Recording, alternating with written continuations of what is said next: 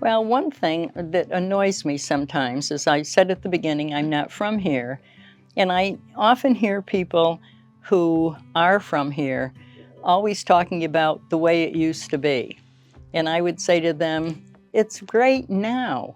I wasn't here when it used to be. I don't care about that because do you know about this new event at Robertson? Have you been to this new play that, Nima Crajan's got going, something performing at the Goodwill Theater, or the new play at No Theater, which begins actually this weekend? Uh, you know, don't, I try to be very polite, don't keep telling me about how terrible it is because it used to be this, it used to be that. Look at all we have now. You know, as I said, I stayed here because of what's here. I didn't stay here because of what used to be. How are you going to get new people to come here if you keep talking about what used to be? Yes, there's some great history, but that's not what you're talking about. Um, have pride in your community.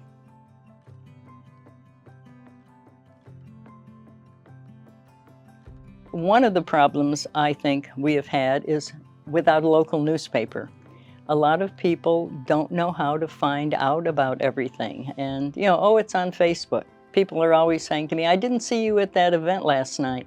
I would say, oh, what event? I missed it. Oh, it was on Facebook. Well, I don't look at Facebook every single day, I missed it, but I'll make sure I get to the next one. Tell me when the next one is.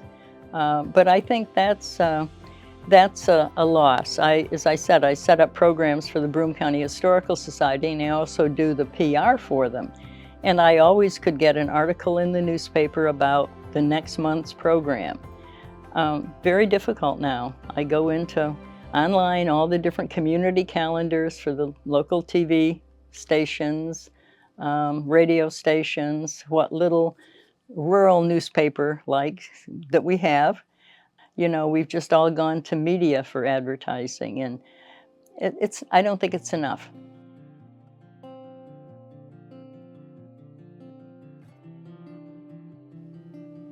Well, maybe what we had years and years ago before any of our times was like the weekly newspaper.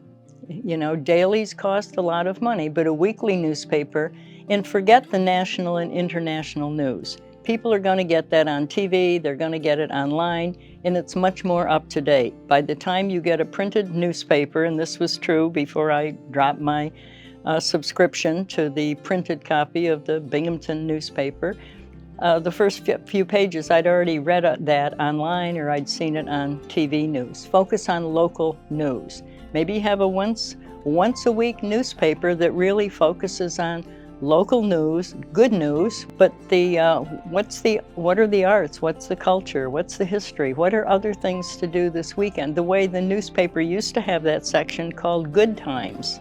Remember, every Thursday. People looked forward to that. But maybe to have just a weekly newspaper or something like that that would share to the community all of the different events that happen. Have it delivered to your door. Buy it at the grocery store, the drugstore, the local places you shop. And that would be an attraction to keep people buying locally as well. That's where you pick up the newspaper, the weekly cultural, whatever you want to call it.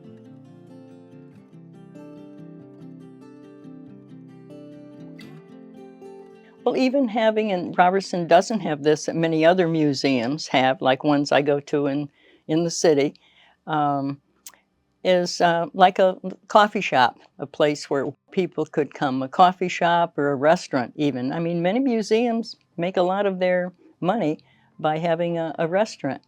People have seen the exhibits and they're just not ready to leave. It'd be nice to sit with my friend and have a cup of coffee. And I know Michael wanders around. It'd be great to ask Michael, come sit with us as we're having a cup of coffee and tell us what your next exhibit is going to be. But I do think that would be nice to have, a place to just go, sit in the courtyard, have a cup of coffee or have a glass of wine late afternoon and just enjoy nature And either you've been in to see an exhibit or you're going to have your coffee and then go in to see the exhibit.